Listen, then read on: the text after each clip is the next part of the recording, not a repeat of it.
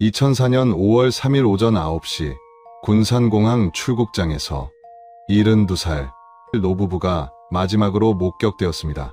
그날 이후 두 사람은 흔적도 없이 사라졌습니다. 자식들은 말했습니다. 부모님이 제주도로 효도 여행을 떠나셨다고요. 오랜만에 둘만의 시간을 보내고 싶어 하셨다고요. 곧 돌아오실 거라고요. 하지만 노부부는 돌아오지 않았습니다. 공항 출국 기록에도 제주도 어디에도 그 어떤 흔적도 남아있지 않았습니다. 경찰이 움직였습니다. 가장 먼저 확인한 건 자식들의 진술이었죠. 장남은 말했습니다.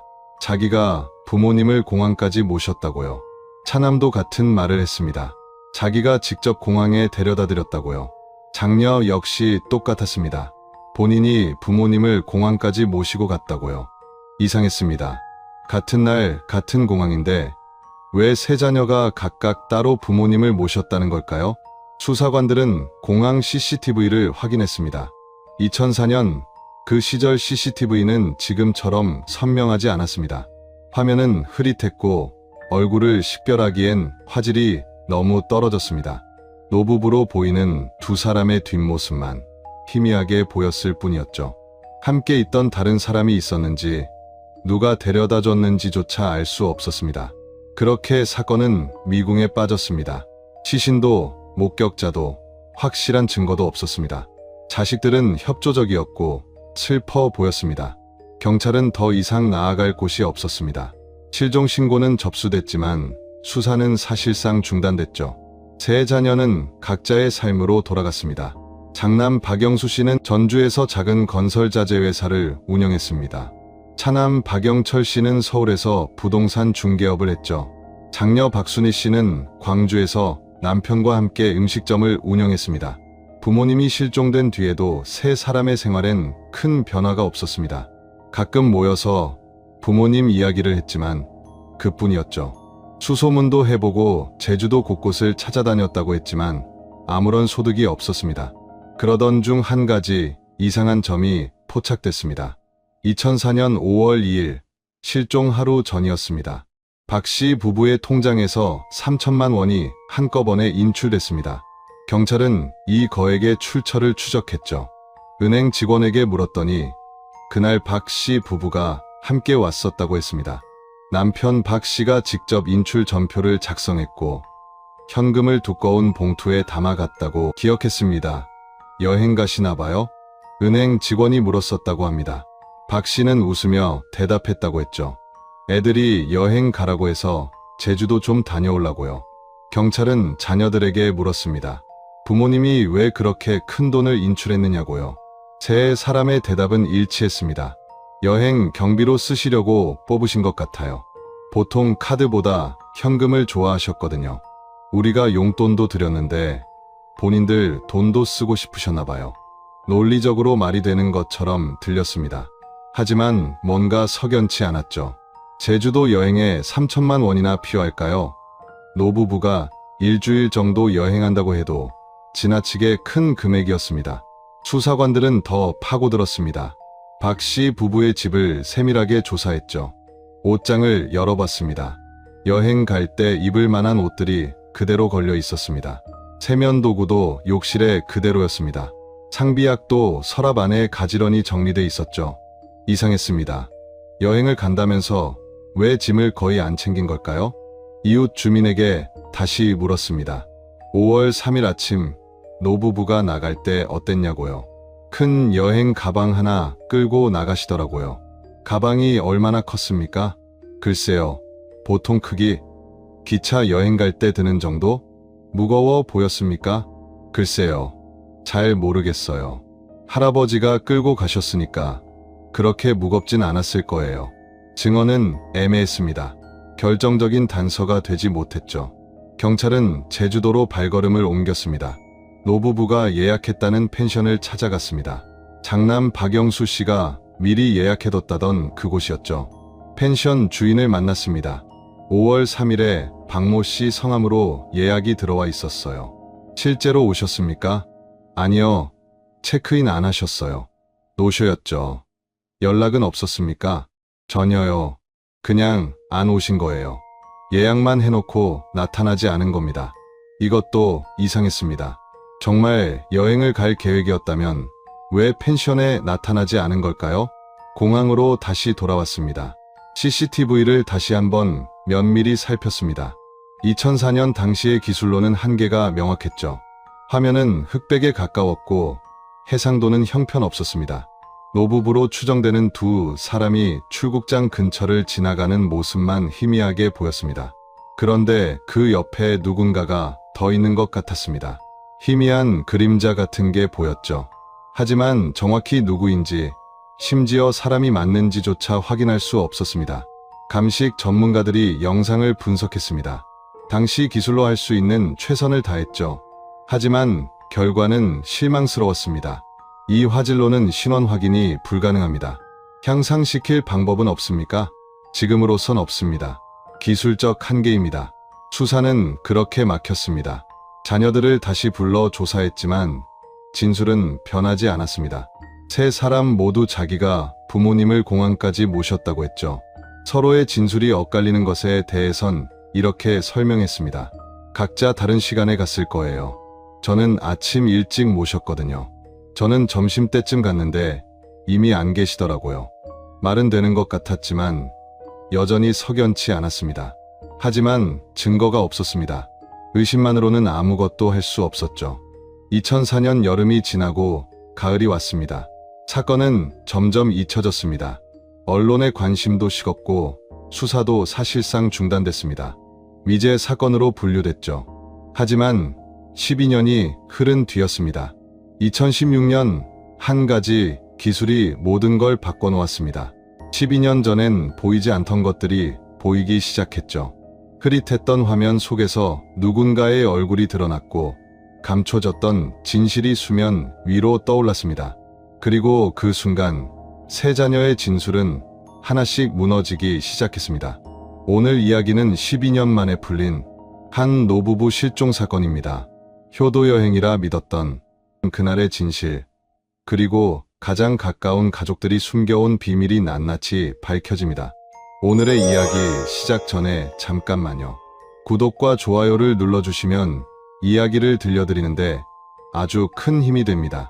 그리고 어느 지역에서 이 사연을 듣고 계시는지 댓글에 꼭 남겨주세요.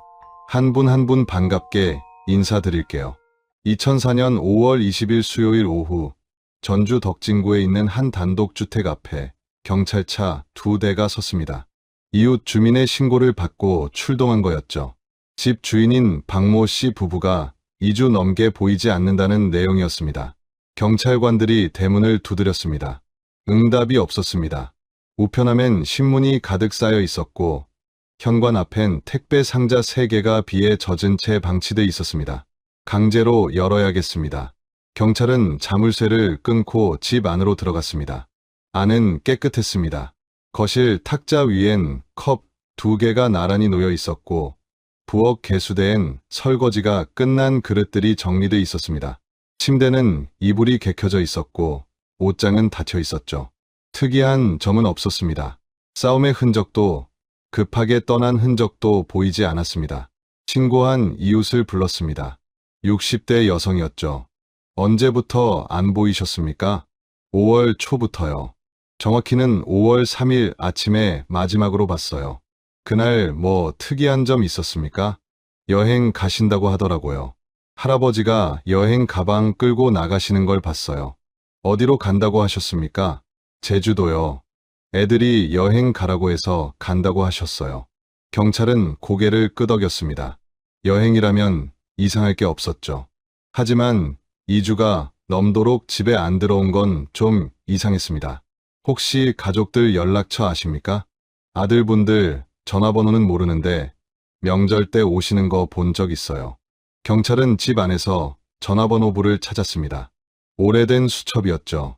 거기엔 자녀 3명의 이름과 전화번호가 적혀 있었습니다. 장남 박영수, 차남 박영철, 장녀 박순희. 경찰은 장남에게 먼저 전화를 걸었습니다. 여보세요? 박영수 씨 맞으십니까? 네. 그런데요? 전주 서부경찰서입니다. 부모님 댁에 출동했는데요. 지금 부모님이 안 계십니다. 전화기 너머로 잠시 침묵이 흘렀습니다. 아, 부모님은 여행 가셨어요. 여행이요? 네, 제주도요. 제가 모셔다 드렸거든요. 언제 가셨습니까? 5월 3일이요. 제가 직접 공항까지 모시고 갔어요. 그럼 지금 연락은 되십니까? 아, 휴대폰을 잘 안 쓰셔서요. 원래 그러셔서 걱정은 안 했는데 경찰관은 뭔가 이상하다고 느꼈습니다. 2주 넘게 연락이 안 되는데 걱정을 안 했다고요? 혹시 지금 오실 수 있으십니까? 네, 지금 갈게요. 1시간 뒤 장남 박영수 씨가 도착했습니다. 48살, 건장한 체구의 남자였습니다. 얼굴엔 당황한 기색이 역력했죠. 부모님이 정말 안 계세요? 네, 댁에 아무도 없었습니다. 이상한데, 분명히 여행 가신 건데. 경찰은 차남과 장녀에게도 연락했습니다. 두 사람 모두 서울과 광주에서 급히 내려왔습니다. 오후 5시쯤 세 남매가 부모님 집 거실에 모였습니다. 경찰이 물었습니다. 부모님이 여행 가셨다고 하셨는데 정확히 언제 가신 겁니까? 장남이 먼저 대답했습니다. 5월 3일이요. 제가 아침 일찍 모셔다 드렸어요. 그러자 차남이 끼어들었습니다. 형, 무슨 소리야? 내가 모셔다 드렸는데. 장녀도 말했습니다.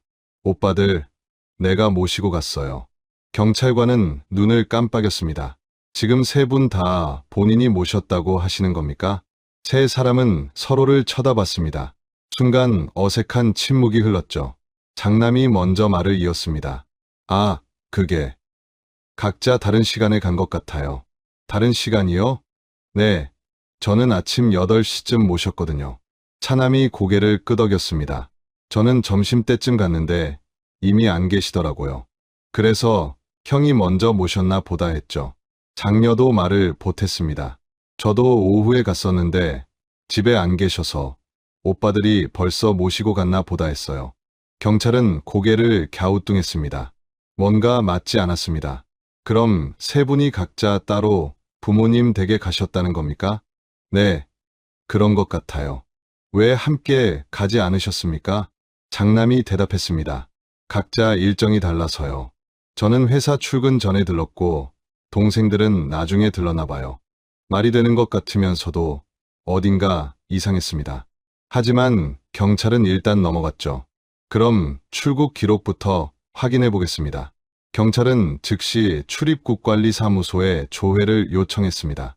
박 씨 부부의 5월 출국 기록을 확인해 달라고요. 결과는 다음 날 나왔습니다. 기록이 없습니다. 뭐라고요? 5월 3일은 물론이고 5월 전체를 봐도 박모 씨 부부의 출국 기록이 없습니다. 경찰의 표정이 굳었습니다. 제주도는 국내 여행이지만 비행기를 타려면 신분증 확인을 하고 탑승 기록이 남습니다. 그런데 그 기록이 아예 없다는 건 비행기를 타지 않았다는 의미였죠. 세 남매를 다시 불렀습니다. 부모님 출국 기록이 없습니다. 세 사람의 얼굴이 굳었습니다. 그럴 리가요. 장남이 말했습니다. 분명히 공항까지 모셔다 드렸는데. 차남도 고개를 저었습니다. 저도 공항 근처까지 갔었어요. 형이 먼저 모셨다길래 그냥 돌아왔지만. 장녀는 눈물을 글썽였습니다. 그럼 부모님이 어디 가신 거예요?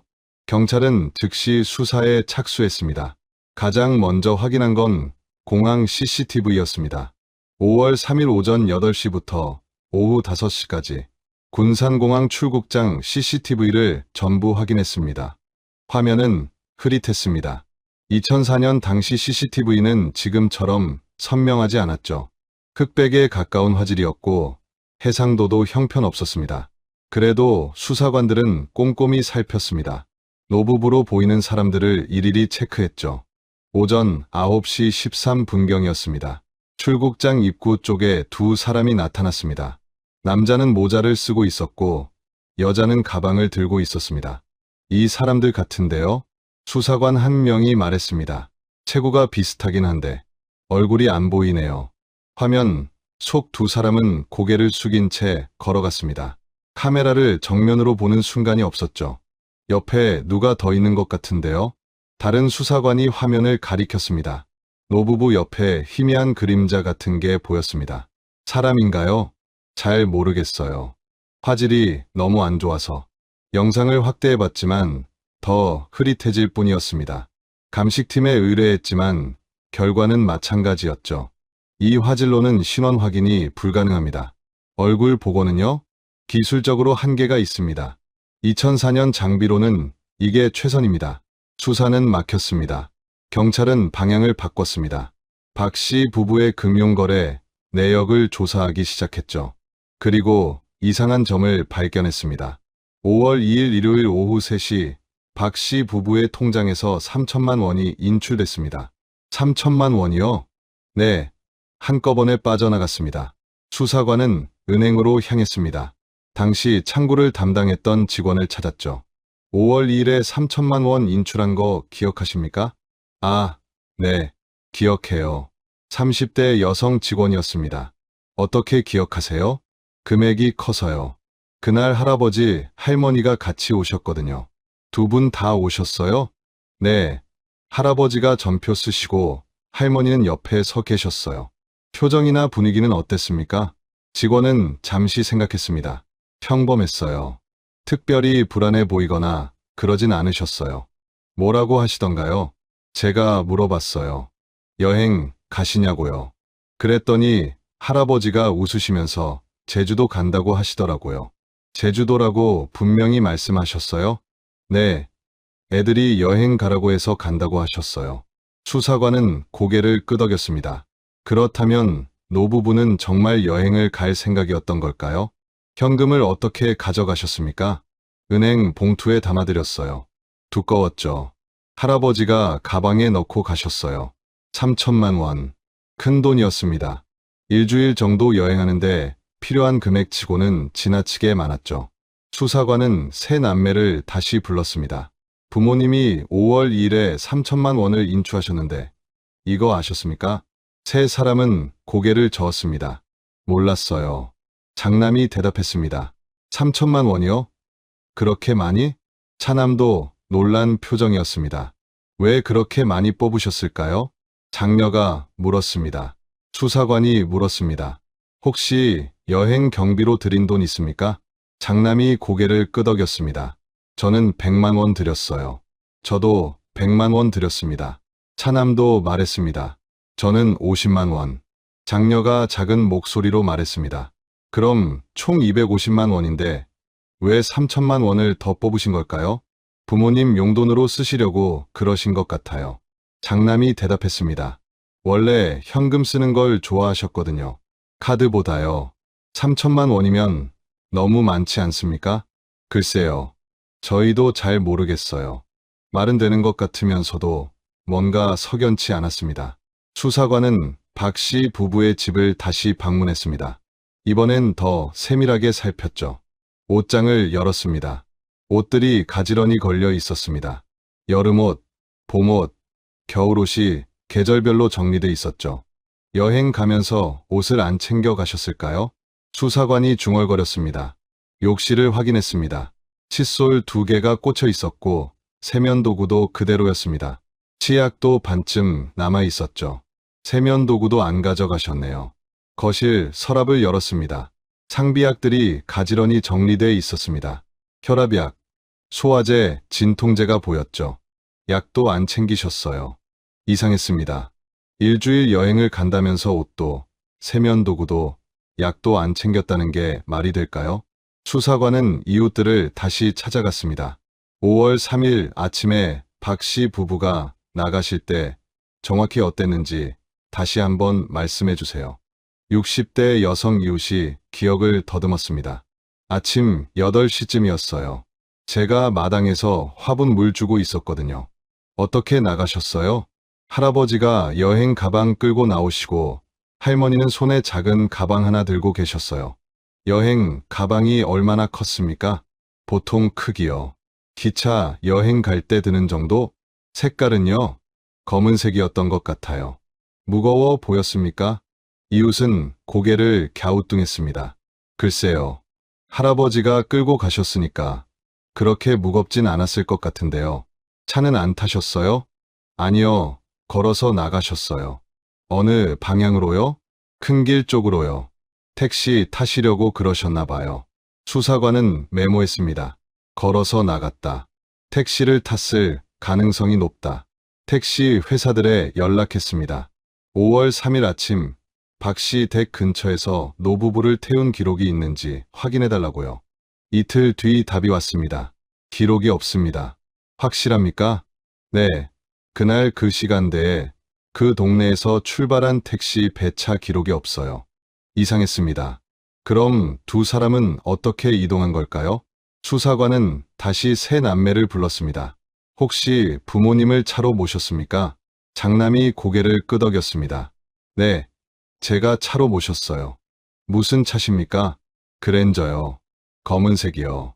지금도 그 차 가지고 계십니까? 네. 차량 확인 좀 해도 되겠습니까? 장남은 잠시 머뭇거렸습니다. 왜요? 무슨 문제라도. 아니요, 그냥 확인 차원입니다. 네, 그러세요. 장남의 차량을 확인했습니다. 2003년식 그랜저였죠. 깨끗했습니다. 최근에 세차한 것 같았습니다. 언제 세차하셨습니까? 저번 주요. 자주 하시는 편입니까? 한 달에 한두 번? 차량 내부를 살폈습니다. 특이한 점은 없었습니다. 트렁크도 열어봤죠. 비어 있었습니다. 여기에 부모님 짐 실으셨어요? 네. 가방 하나였습니까? 네. 크지 않았어요. 수사관은 고개를 끄덕이고 차에서 내렸습니다. 딱히 의심스러운 점은 발견되지 않았죠. 그런데 그날 저녁이었습니다. 수사관에게 전화가 한 통 걸려왔습니다. 공항 직원이었죠. 저기, 혹시 노부부 찾으신다고 했잖아요. 네, 맞습니다. 제가 그날 본 것 같아요. 수사관의 눈빛이 날카로워졌습니다. 다음 날 아침, 수사관은 공항으로 달려갔습니다. 전화를 걸어온 직원은 40대 남성이었습니다. 공항 청소 담당이었죠. 5월 3일에 뭘 보셨다는 겁니까? 그날 아침 근무였거든요. 9시쯤이었을 거예요. 무엇을 보셨습니까? 출국장 쪽에서 노부부를 봤어요. 할아버지 할머니가 가방 끌고 가시더라고요. 확실히 그분들이었습니까? 남성은 고개를 갸우뚱했습니다. 얼굴을 자세히 본 건 아니고요. 그냥 나이 드신 분들이 가방 끌고 가시길래. 혼자 계셨습니까? 아니요. 남성이 말했습니다. 옆에 누가 있었어요. 젊은 남자. 수사관의 심장이 뛰었습니다. 젊은 남자요? 네. 30에서 40 사이로 보였어요. 얼굴은 기억하십니까? 글쎄요. 그냥 평범하게 생겼어요. 키는 보통이고 머리는 짧았어요. 옷은요? 검은색 개통 옷 입었던 것 같아요. 그 남자가 노부부랑 같이 있었습니까? 네. 할아버지 할머니 옆에서 같이 걸어가더라고요. 대화하는 거 들으셨습니까? 아니요. 멀리서 봤거든요. 어느 방향으로 갔습니까? 출국장 안쪽으로요. 탑승구 쪽. 수사관은 메모하면서 물었습니다. 왜 그때는 신고 안 하셨습니까? 그냥 가족인 줄 알았죠. 아들이 모시고 가는가 보다 했어요. 지금은 왜 신고하신 겁니까? 뉴스에서 봤거든요. 노부부 실종됐다고. 사진 보니까 그분들 같더라고요. 수사관은 CCTV를 다시 확인했습니다. 오전 9시 전후 영상을 집중적으로 살폈죠. 화면 속에 노부부로 보이는 두 사람이 나타났습니다. 그리고 그 옆에 희미하게 누군가가 더 보였습니다. 이 사람이 남자 맞나요? 화질이 너무 안 좋아서. 감식 요원이 고개를 저었습니다. 얼굴 복원 안 됩니까? 지금 기술로는 불가능합니다. 수사관은 한숨을 쉬었습니다. 세 남매를 다시 소환했습니다.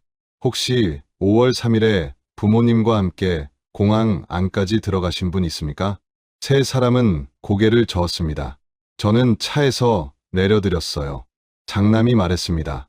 저는 공항 근처까지만 갔고요. 차남도 말했습니다. 저도 차에서 내려드렸어요. 장녀도 같은 말을 했습니다.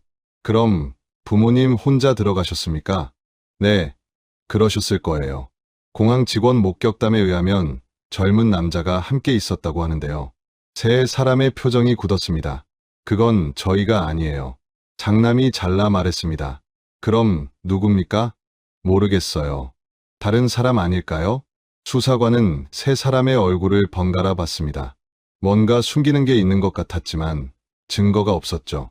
혹시 부모님이 아는 사람 중에 공항까지 함께 갈 만한 사람 있습니까? 글쎄요. 장남이 생각하는 척했습니다. 친구분들은 다 연세가 많으셔서. 친척은요? 친척도 다 지방에 계세요. 수사는 다시 막혔습니다. 제주도로 발걸음을 옮겼습니다. 장남이 예약했다던 펜션을 찾아갔죠.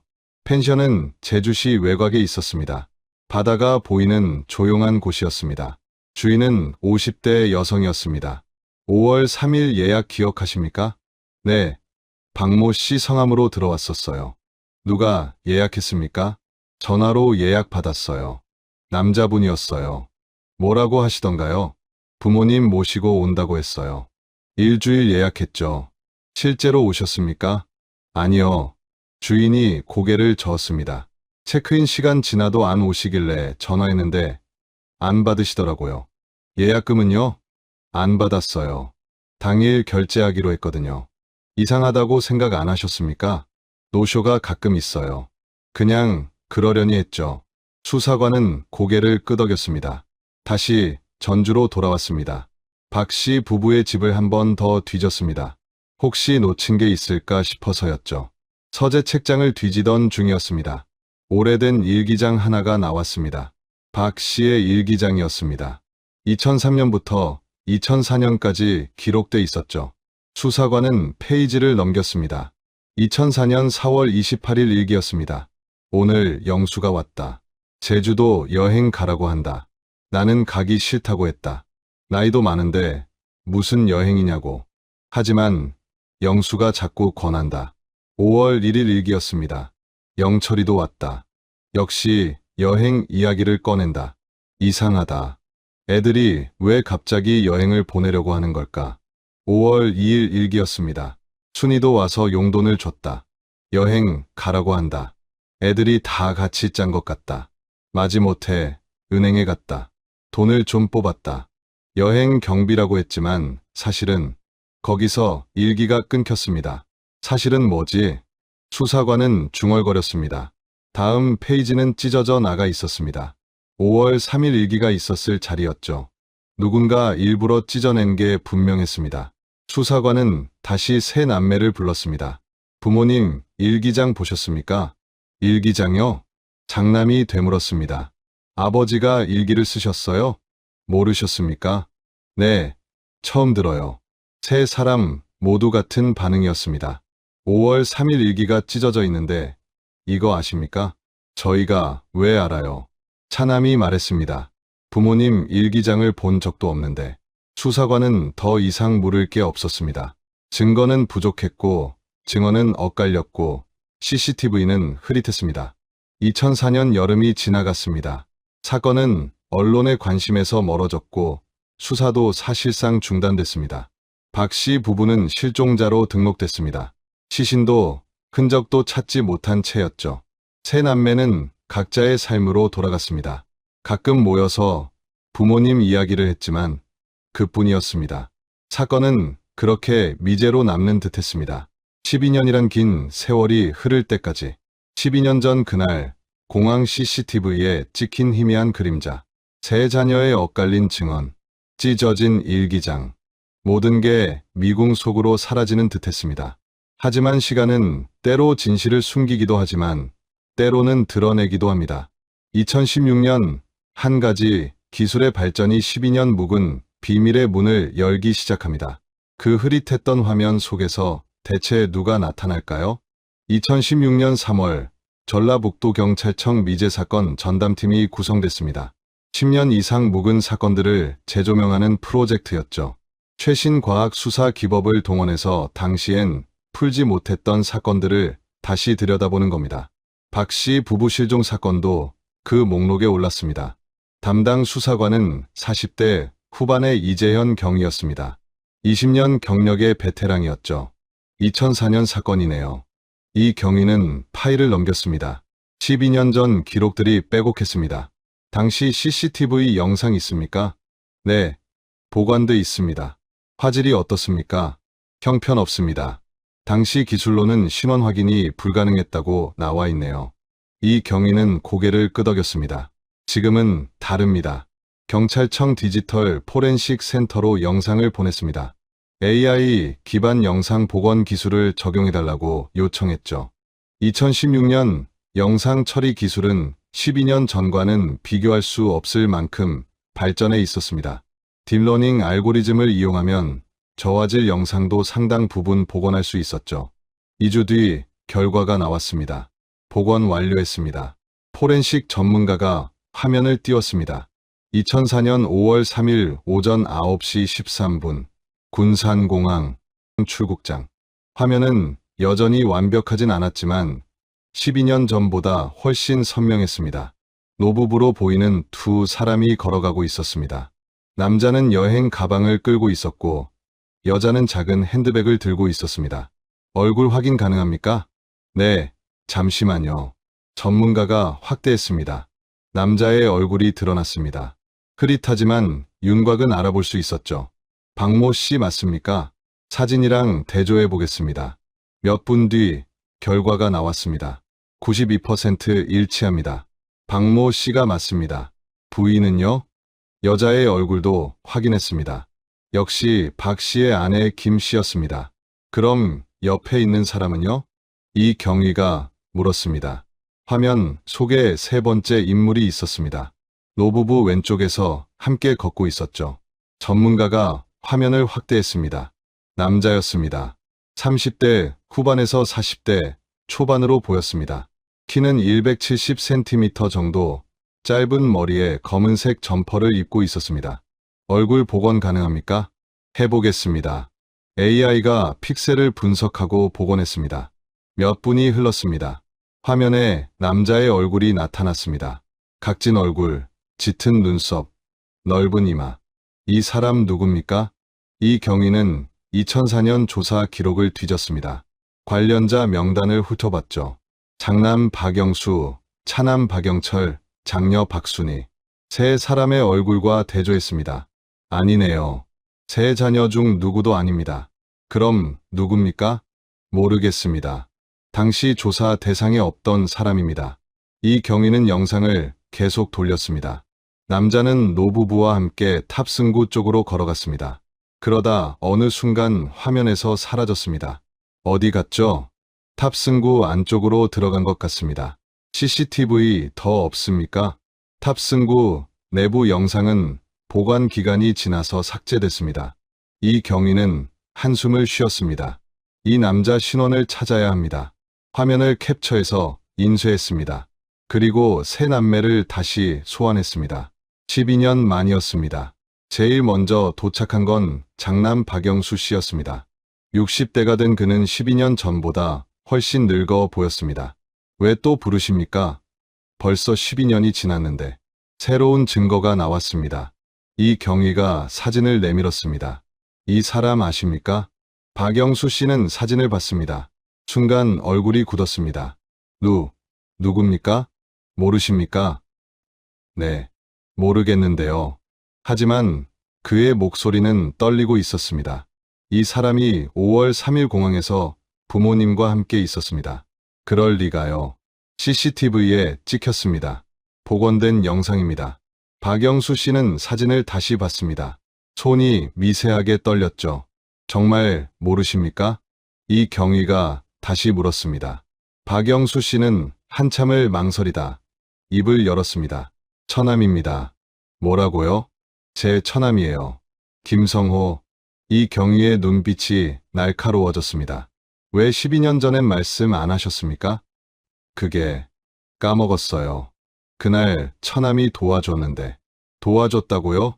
네, 부모님 짐 옮기는 거 도와주려고 같이 갔었어요.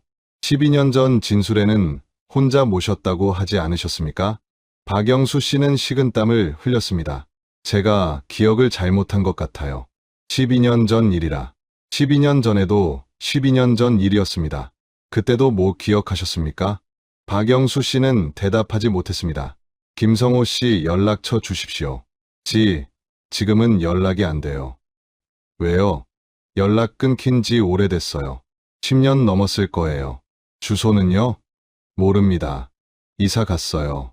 이 경위는 즉시 김성호를 추적했습니다. 주민등록상 주소는 부산이었습니다. 하지만 실거주하지 않고 있었죠. 휴대폰 번호도 해지된 상태였습니다. 도주한 겁니까? 이 경위는 중얼거렸습니다. 전국에 수배를 내렸습니다. 김성호의 사진과 인적 사항을 뿌렸죠. 일주일 뒤 제보가 들어왔습니다. 김성호로 보이는 남자가 대구에 있습니다. 이 경위는 즉시 대구로 향했습니다. 대구 동구의 한 고시원이었습니다. 낡은 건물 3층이었죠. 김성호 씨 맞습니까? 문을 열고 나온 남자는 50대 초반으로 보였습니다. 수척하고 초췌했습니다. 네, 저인데요. 경찰입니다. 조사 받으셔야겠습니다. 김성호는 저항하지 않았습니다. 순순히 따라 나왔죠. 전주경찰서 조사실. 김성호는 의자에 앉아 고개를 숙이고 있었습니다. 2004년 5월 3일 군산공항에 갔었습니까? 네. 김성호가 작은 목소리로 대답했습니다. 누구와 함께 갔습니까? 처형이랑. 그리고 처형 부모님. 박영수 씨 부모님 말입니까? 네. 왜 갔습니까? 처형이 부탁했어요. 짐 옮기는 거 도와달라고. 그게 전부입니까? 김성호는 대답하지 않았습니다. 공항에서 뭘 했습니까? 짐을 옮겨드렸어요. 그 다음엔요? 그냥 돌아왔어요. 노부부는요? 탑승구 안으로 들어가셨어요. 확실합니까? 네. 이 경위는 김성호의 얼굴을 뚫어지게 봤습니다. 왜 12년 동안 연락을 끊고 숨어 지냈습니까? 개인적인 사정이. 무슨 사정입니까? 빚이 많아서요. 도망 다녔어요. 언제부터 빚이 있었습니까? 2004년쯤부터요. 5월 3일 이후입니까? 김성호는 움찔했습니다. 그쯤이요. 돈은 어디서 빌렸습니까? 여러 곳에서. 박영수 씨한테도 빌렸습니까? 아니요. 정말입니까? 네. 이 경위는 박영수를 다시 불렀습니다. 처남한테 돈 빌려준 적 있습니까? 네. 있어요. 박영수가 대답했습니다. 언제입니까? 2004년 5월쯤이었을 거예요. 얼마나 빌려줬습니까? 1,000만 원이요. 왜 빌려줬습니까? 급하게 필요하다길래. 갚았습니까? 아니요. 연락이 끊겼어요. 이 경위는 두 사람의 진술을 대조했습니다. 김성호는 돈을 안 빌렸다고 했고 박영수는 빌려줬다고 했습니다. 누군가 거짓말을 하고 있었습니다. 차남 박영철도 소환했습니다. 12년 전에 공항에 혼자 가셨다고 하셨죠? 네. 정말 혼자였습니까? 박영철은 잠시 망설였습니다. 사실은 제 친구랑 같이 갔어요. 왜 그걸 숨기셨습니까? 그냥 중요하지 않은 것 같아서요. 친구 이름이 뭡니까? 최민수요. 지금 어디 있습니까? 서울에 있어요. 최민수도 소환됐습니다. 2004년 5월 3일에 군산공항 갔었습니까? 네, 갔었어요. 왜 갔습니까? 박영철이 부탁해서요. 차 같이 타고 가자고. 공항에서 뭘 했습니까? 그냥 차에서 기다렸어요. 영철이가 부모님 모시고 들어가는 동안. 노부부 보셨습니까? 멀리서 봤어요. 차에서 내리시는 거. 혼자 내리셨습니까? 아니요. 영철이랑 같이. 다른 사람은 없었습니까? 글쎄요. 잘 모르겠어요. 장녀 박순희도 다시 조사받았습니다. 언니도 공항에 누구랑 같이 가셨습니까? 혼자 갔어요. 정말입니까? 네. 확실합니까? 박순희는 눈물을 글썽였습니다. 사실은 남편이랑 같이 갔어요. 왜 숨기셨습니까? 남편이 그러래요. 괜히 말 나온다고. 세 남매 모두 진술을 바꿨습니다. 12년 전엔 혼자 갔다고 했는데 이젠 누군가와 함께 갔다고 했습니다. 이 경위는 의문이 깊어졌습니다. 왜 다들 거짓말을 한 겁니까? 공항 주차장 CCTV도 다시 확인했습니다. 12년 전엔 주차장 영상까지 확인하지 않았었죠. 영상을 복원했습니다. 5월 3일 오전 8시 45분. 검은색 그랜저 한 대가 주차장에 들어왔습니다. 박영수의 차였습니다. 차에서 4명이 내렸습니다. 노부부 2명, 그리고 박영수, 김성호. 트렁크가 열렸습니다. 박영수가 뭔가를 꺼냈습니다. 여행 가방이었습니다. 크지 않은 검은색 가방이었죠. 그런데 이상한 점이 있었습니다. 가방을 들 때 박영수의 자세였습니다. 몸을 숙이고 힘을 주는 모습이었죠. 가벼운 가방을 드는 자세가 아니었습니다. 가방이 무거웠나 봅니다. 포렌식 전문가가 말했습니다. 여행 가방이 그렇게 무거울까요? 옷 몇 벌 들어간 가방치고는 무거워 보이네요. 이 경위는 화면을 계속 돌렸습니다. 4사람은 공항 건물 안으로 들어갔습니다. 오전 9시 30분경 박영수와 김성호 2명만 나왔습니다. 노부부는 보이지 않았습니다. 2사람은 차에 탔습니다. 그리고 주차장을 빠져나갔습니다. 노부부는 정말 비행기를 탔을까요? 이 경위는 중얼거렸습니다. 항공사에 다시 문의했습니다.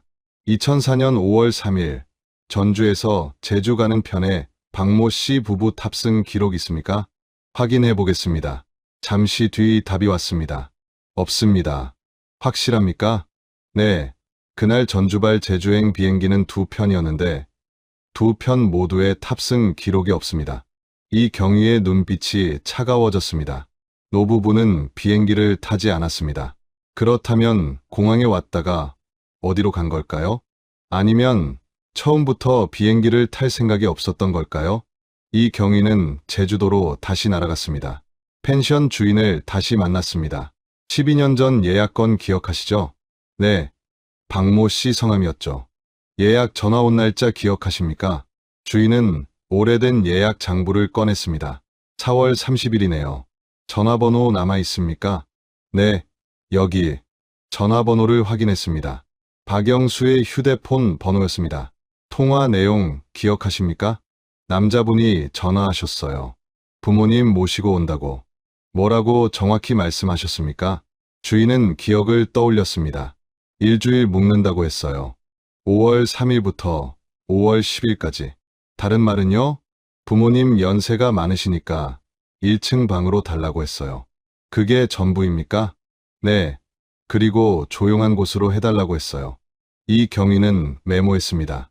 노쇼였을 때 이상하다고 생각 안 하셨습니까? 처음엔 그랬죠. 그래서 전화했는데 안 받으시더라고요. 몇 번 전화하셨습니까? 3번쯤요. 5월 3일 오후에 2번, 5월 4일에 1번. 그 다음엔요? 그냥 포기했어요. 노쇼가 가끔 있거든요. 이 경위는 고개를 끄덕이고 전주로 돌아왔습니다. 박영수를 다시 불렀습니다. 펜션에서 전화 왔을 때 왜 안 받으셨습니까? 전화 온 줄 몰랐어요. 3번이나 걸려왔는데요. 휴대폰을 잘 안 봐서. 부모님이 노쇼하셨는데 이상하다고 생각 안 하셨습니까? 그때는 여행 가신 줄 알았으니까요.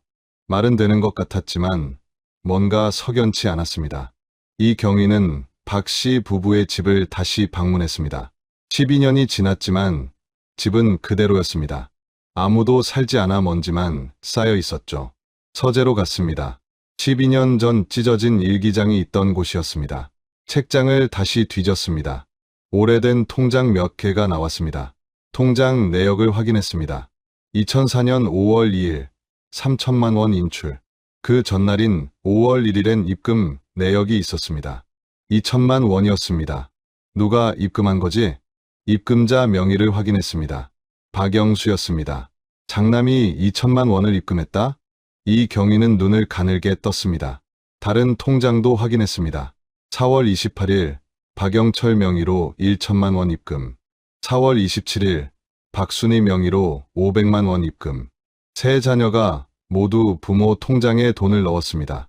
총 3,500만 원이었습니다. 그리고 5월 2일 그중 3천만 원이 인출됐습니다.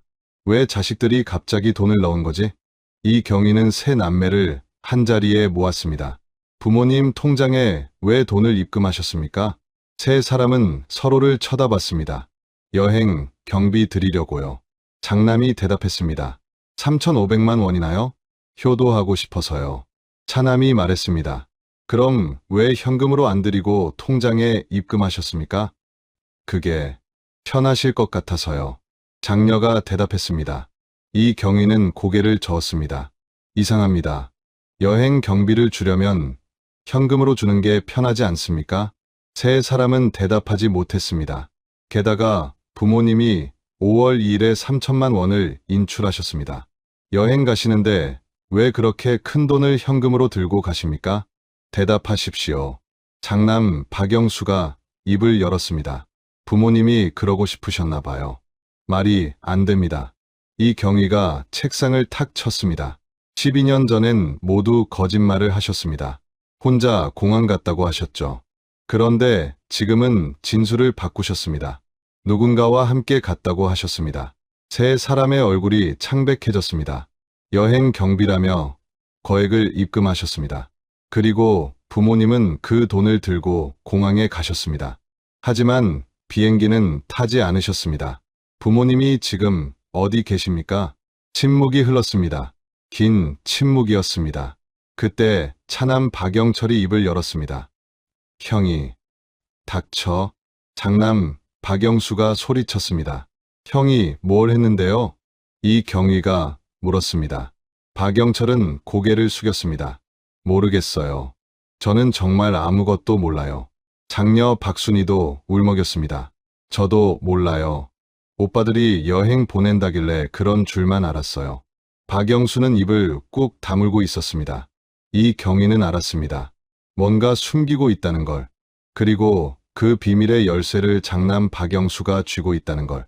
하지만 아직 결정적인 증거가 없었습니다. 그때였습니다. 포렌식 팀에서 전화가 왔습니다. 경위님, 큰일 났습니다. 무슨 일입니까? 박영수 씨 차량 다시 분석했는데요. 네, 트렁크에서 미세한 혈흔이 검출됐습니다. 이 경위의 심장이 뛰었습니다. 확실합니까? 네, 루미놀 반응 검사 결과 양성입니다. 12년 됐지만 흔적이 남아 있었습니다. DNA 검사 가능합니까? 지금 진행 중입니다. 이 경위는 박영수를 똑바로 봤습니다. 차량에서 혈흔이 나왔습니다. 박영수의 얼굴이 하얗게 질렸습니다. 12년을 견뎌낸 기술이 마침내 진실의 문을 열었습니다. 장남의 처남, 갑자기 입금된 거액, 그리고 결정적으로 차량 트렁크에서 발견된 혈흔, 퍼즐 조각들이 하나씩 맞춰지기 시작합니다. 하지만 아직 끝이 아닙니다. DNA 결과는 누구의 것일까요? 그리고 세 자녀는 정말 모두 공모했던 걸까요? 마지막 진실이 당신을 기다리고 있습니다. 2016년 6월 15일 DNA 분석 결과가 나왔습니다.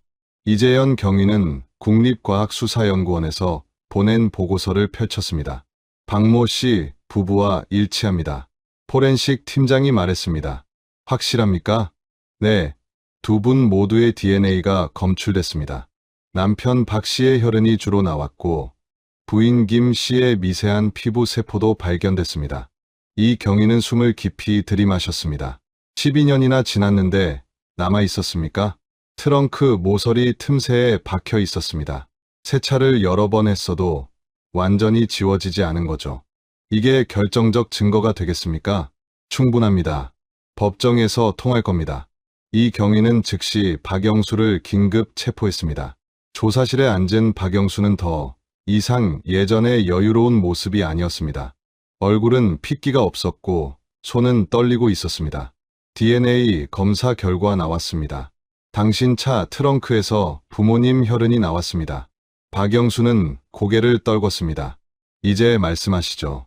부모님께 무슨 짓을 한 겁니까? 긴 침묵이 흘렀습니다. 시계 초침 소리만 들렸습니다. 한참 뒤 박영수가 입을 열었습니다. 사업이 망했어요. 뭐라고요? 2004년 초에 회사가 부도났어요. 빚이 8억이었습니다. 이 경위는 메모하기 시작했습니다. 계속하십시오. 은행에서 독촉이 들어왔어요. 집도 넘어갈 판이었죠. 처자식이 거리에 나앉게 생겼어요. 그래서요? 부모님한테 도움을 청했어요. 하지만 부모님은 돈이 없다고 하셨어요. 3천만 원이 전부라고. 박영수의 목소리가 떨렸습니다. 그런데 알고 보니 거짓말이었어요. 부모님 명의로 된 부동산이 있었어요. 집 한 채하고 땅이 있었죠. 합치면 5억은 됐어요. 부모님이 숨기신 겁니까? 네, 나중에 자식들 나눠주려고 아껴두신 거래요. 하지만 제가 지금 당장 필요했어요. 이 경위는 고개를 끄덕였습니다. 계속하세요. 졸랐어요. 빌려달라고. 나중에 갚을 테니까 지금만 도와달라고. 하지만 아버지는 안 된다고 하셨어요. 내가 사업 실패한 건 내 책임이라고. 우리 재산으로 메꿀 순 없다고. 박영수의 주먹이 떨렸습니다. 화가 났어요. 자식이 죽게 생겼는데 부모가 돈을 안 준다고요? 그게 부모입니까? 그래서 어떻게 하셨습니까? 박영수는 한참을 말하지 않았습니다. 처남 성호한테 상의했어요. 성호도 빚이 많았거든요. 둘이서 계획을 짰습니다. 이 경위의 눈빛이 날카로워졌습니다. 무슨 계획입니까? 부모님을 없애기로 했어요. 조사실에 침묵이 흘렀습니다. 그러면 재산이 자식들한테 상속된다고 생각했습니다. 저희 남매 셋이 나눠 가지면 1인당 1억 7천 정도죠. 거기에 보험금까지 합치면. 보험금이요? 부모님 명의로 보험이 들어 있었어요. 사망 보험금이 8억이었습니다. 이 경위는 숨이 막혔습니다. 총 13억을 노린 겁니까? 네. 박영수는 고개를 숙였습니다. 동생들도 알고 있었습니까? 처음엔 몰랐어요. 하지만 나중에 말했습니다. 같이 하자고. 동생들이 동의했습니까? 박영수는 대답하지 않았습니다. 대답하십시오. 영철이는 동의했어요. 걔도 빚이 있었거든요. 부동산 사기당해서 2억 날렸어요. 막내는요? 순이는 반대했어요. 처음엔. 하지만 나중엔 결국 입 다물기로 했습니다. 이 경위는 주먹을 꽉 쥐었습니다. 그래서 5월 3일 그날 무슨 짓을 한 겁니까? 박영수는 떨리는 손으로 얼굴을 감쌌습니다. 말하십시오. 이 경위가 소리쳤습니다. 박영수가 입을 열었습니다. 새벽에 부모님 댁에 갔어요. 성호랑 같이. 여행 간다고 짐 챙기라고 했죠. 부모님은 뭐라고 하셨습니까? 좋아하셨어요. 제주도 한 번도 안 가보셨거든요. 어머니는 옷도 꺼내시고 짐도 싸셨어요. 그 다음엔요? 차에 태웠어요. 제 차 뒷자리에. 그리고 공항으로 갔습니다. 공항 가는 길에요? 박영수는 고개를 숙였습니다. 중간에 한적한 곳에 차를 세웠어요. 어디입니까? 전주 외곽 야산 쪽이었어요. 거기서 뭘 했습니까? 말하십시오. 성호가 뒤에서 아버지 목을 졸랐어요. 이 경위는 눈을 감았습니다. 어머니는요? 저항하셨어요. 소리 지르셨죠. 그래서 제가 박영수의 목소리가 끊겼습니다. 제가 입을 막았어요. 그리고 더 이상 말을 잇지 못했습니다. 그래서요? 성호가 어머니도 똑같이. 조사실에 무거운 침묵이 흘렀습니다. 시신은 어디 있습니까? 야산에 묻었어요. 정확한 위치를 말하십시오. 박영수는 떨리는 손으로 지도를 가리켰습니다. 여기쯤이에요. 경찰은 즉시 수색에 나섰습니다. 전주 외곽 완산구 효자동 뒷산이었습니다. 50명의 경찰과 소방대원이 투입됐습니다. 탐지견도 동원됐죠. 이틀 동안 산을 샅샅이 뒤졌습니다. 그리고 마침내 발견했습니다. 땅속 1m 깊이에 묻혀 있었습니다. 검은 비닐로 여러 겹 쌓여 있었죠. 12년이 지나 백골만 남아 있었습니다. 국과수 감식 결과 두 구의 유골이 맞았습니다. DNA 검사 결과 박씨 부부로 확인됐습니다. 차남 박영철과 장녀 박순희도 소환됐습니다. 형이 모두 자백했습니다. 이 경위가 말했습니다. 당신들도 공모했다고 했습니다. 박영철은 고개를 저었습니다. 저는 몰랐어요. 형이 그냥 여행 보낸다고 했어요. 거짓말 마십시오. 형 진술에 의하면 당신도 동의했다고 합니다. 당신도 빚이 있었죠? 2억이요. 박영철의 얼굴이 굳었습니다. 부동산 사기 당했다면서요? 그 돈 메우려고 부모님 재산이 필요했던 거 아닙니까? 저는 5월 1일 당신이 부모님 통장에 1천만 원 입금했습니다. 왜입니까? 여행 경비 드리려고. 아닙니다. 형이 시켜서 한 거죠. 나중에 부모님이 여행 갔다가 실종됐다고 하려면 증거가 필요했으니까요. 자식들이 효도 여행 보냈다는 증거 말입니다. 박영철은 대답하지 못했습니다. 장녀 박순희도 마찬가지였습니다. 언니는 반대했다고 형이 말했습니다. 네, 저는 반대했어요. 박순희가 울먹였습니다. 처음엔 반대했지만 결국 입 다물기로 했다고 형이 진술했습니다. 저는 정말 몰랐어요. 나중에 알았어요. 언제 알았습니까? 한 달쯤 뒤에요. 오빠가 전화해서 말하더라고요. 뭐라고 하던가요? 이미 끝난 일이니까 입 다물라고. 경찰한테 말하면 언니도 공범이 된다고. 박순희는 눈물을 흘렸습니다. 그래서 12년 동안 입 다물고 있었습니까? 무서웠어요. 저도 감옥 갈까봐. 이 경위는 한숨을 쉬었습니다. 김성호도 다시 조사받았습니다. 박영수가 모두 자백했습니다. 김성호는 고개를 떨구고 있었습니다. 당신이 직접 손을 쓴 거 맞습니까? 대답하십시오. 형님이 시켰어요. 김성호가 작은 목소리로 말했습니다. 형님이 돈을 준다고 했어요. 1,000만 원. 그래서 사람을 죽였습니까? 저도 빚 때문에 미칠 것 같았어요. 아내는 애를 가졌는데 돈이 없었어요. 그게 사람 죽일 이유가 됩니까? 김성호는 울기 시작했습니다. 죄송합니다. 죄송합니다. 이 경위는 책상을 쳤습니다. 당신들은 인간이 아닙니다. 수사는 계속됐습니다. 박영수의 집과 차량을 다시 압수수색했습니다. 서재 서랍에서 낡은 휴대폰 한 대가 나왔습니다. 2004년식 구형 폴더폰이었습니다. 이거 누구 겁니까? 제 거요. 옛날에 쓰던 거. 왜 보관하고 있었습니까? 그냥 버리기 아까워서요.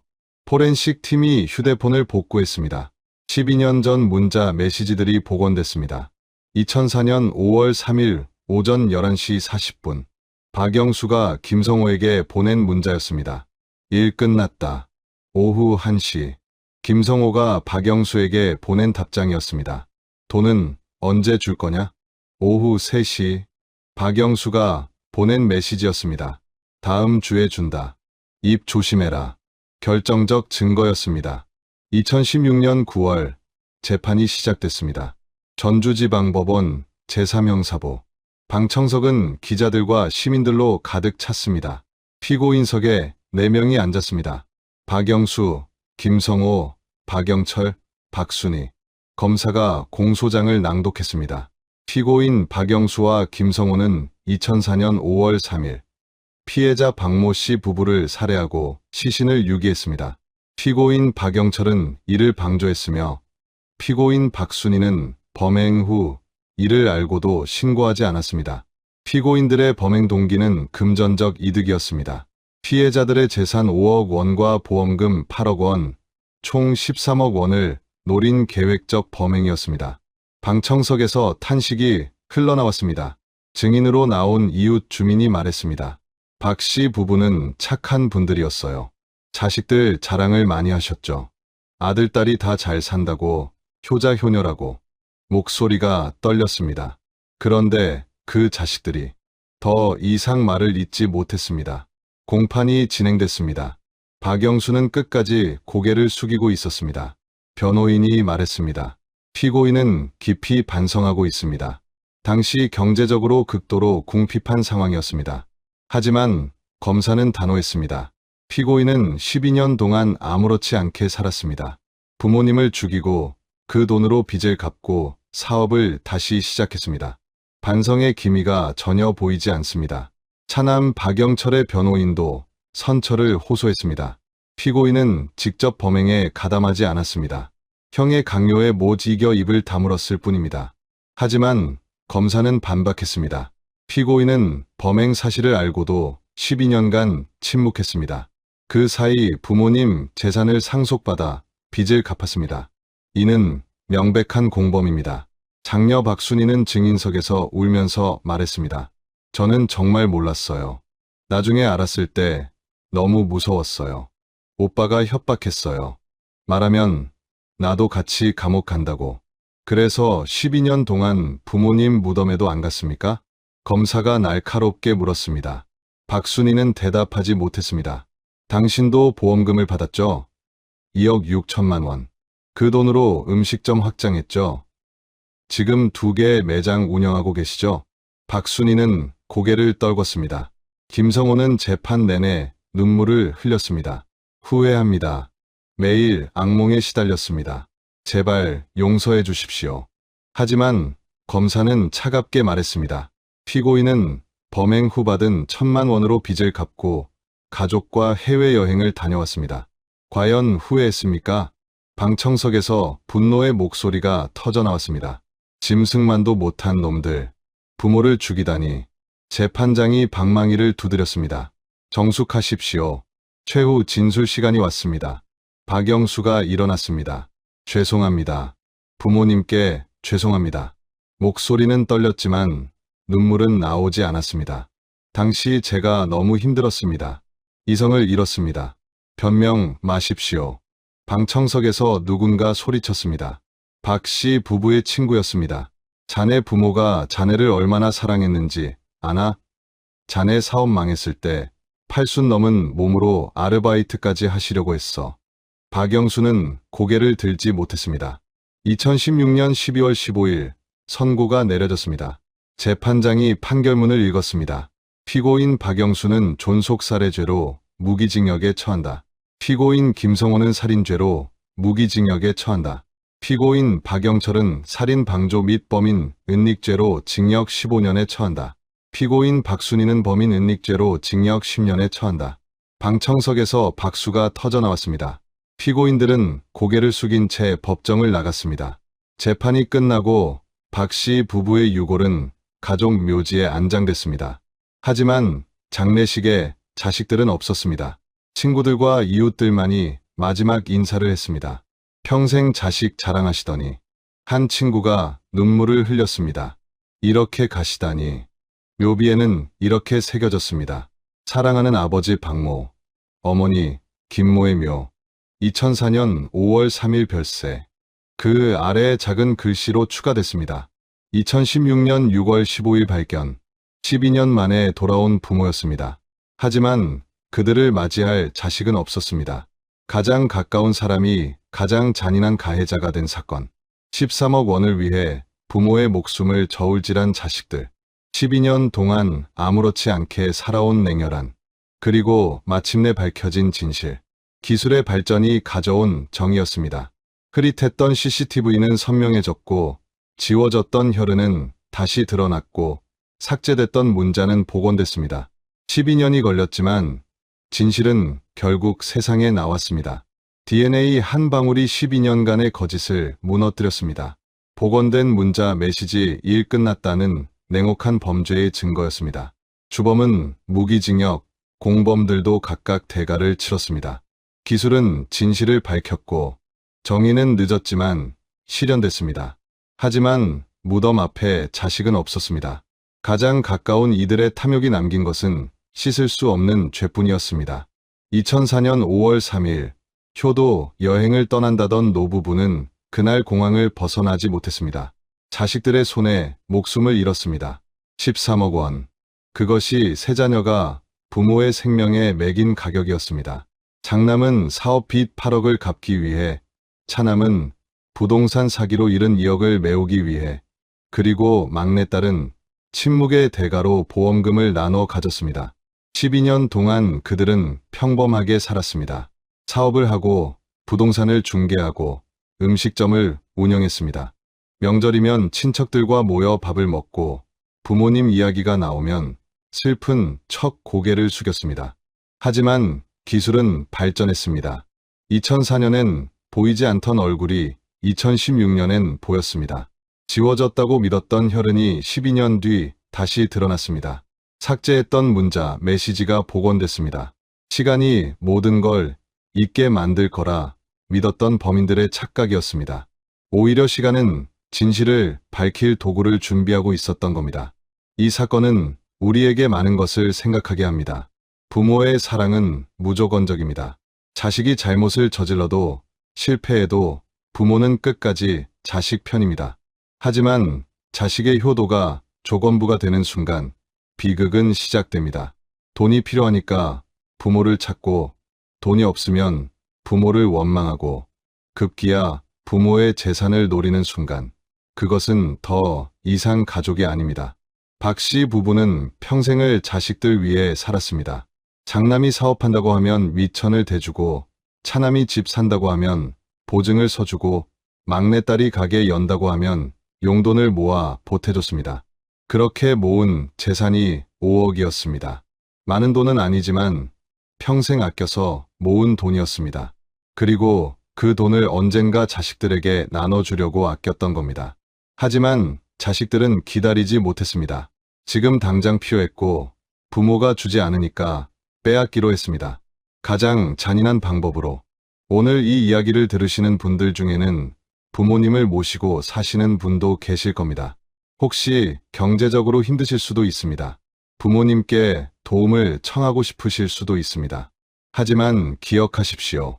부모의 재산은 부모의 것입니다. 자식이 가질 권리는 없습니다.